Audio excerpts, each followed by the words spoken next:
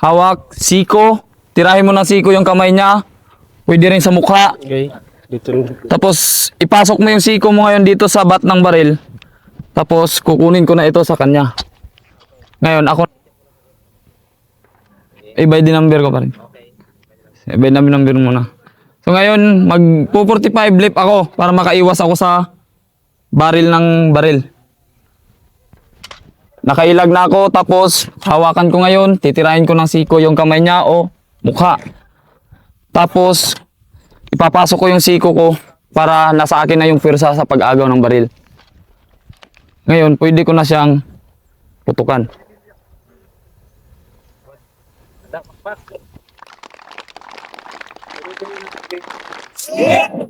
Ngayon, yung susunod ang sa kanan, 45 na kanan. Tuloy muna na. Ah, sige. Kaliwa. Wala nang salita. Wala nang salita. Tuloy. Dandan lang ha. Sige. Okay. Dandan lang. Sige.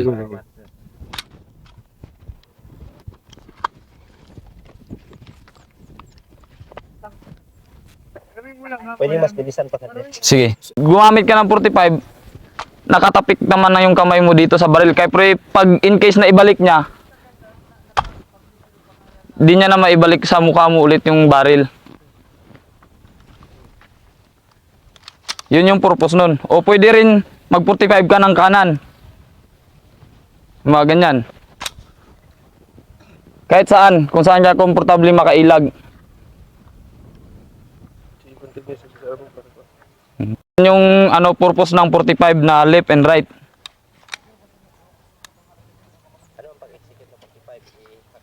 Ihakbang lamang yung paa, kanan o kaliwa. Eh halimbawa ako, sanay ako sa kaliwa, makbang. Dito ako iilag ngayon kasi yung ano ng kalaban, kanan yung kalaban, di gagamitan ko ng kaliwa. I-counter attack ko yung kwan niya. So ganito yung pagpan. Ilag, tapos dadakutin mo ngayon yung handguard ng baril para hindi niya na maibalik sa'yo uli. Ilock mo na ngayon. Pwede rin dito, sa kabila. Ito naman yung 45 na kanan. Kung no choice ka, hindi ka makailag dito. O dito na lang ang possible choice. So dito ako ngayon iilag. 45 pa rin yung gamit ko.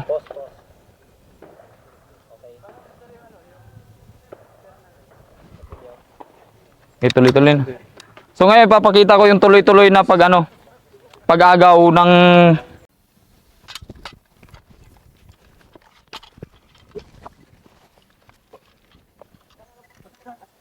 Okay. Hanggang lang guys. Makakapawi na sila ba? Tama. Pakpak. Pakpak. Ano pa ang ibang technique, Sergeant? Tulog. yun na yun. Meron namang yung kwan pala. Yung ako ang manutok, tapos ako may alam. Alam kong aagawin niya. Tapos paano ko iilag para hindi niya maagaw.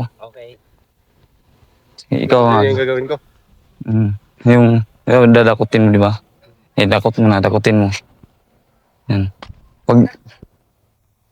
Ganun. Oo. Di, hawakan mo siya. Yan.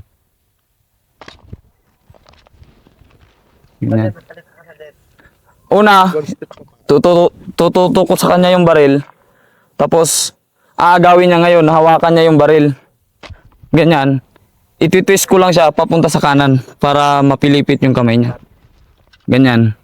Ulit. Okay. Twist lang sa twist. Paano mag-twist? Hawak. Tapos Ganyan.